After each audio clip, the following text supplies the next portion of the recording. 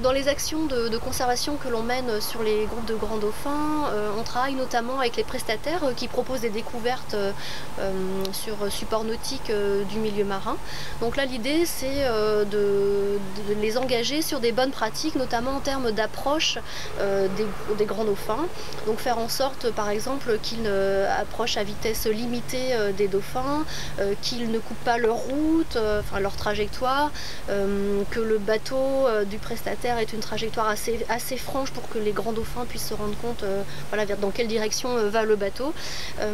Voilà, pour faire en sorte que les dauphins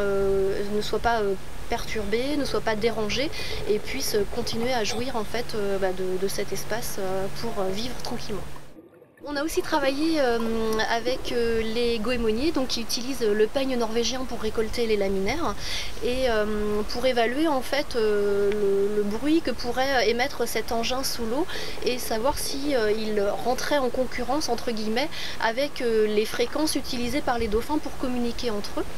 Donc les conclusions de cette étude montrent que ce n'est pas létal pour le grand dauphin, mais par contre c'est vrai que parfois ça peut altérer en fait la possibilité de communication entre les grands dauphins. Donc il y a une zone dans l'archipel de Molène qui n'est pas exploitée par les goémoniers et c'est une zone que l'on considère comme une zone de tranquillité en fait pour les grands dauphins.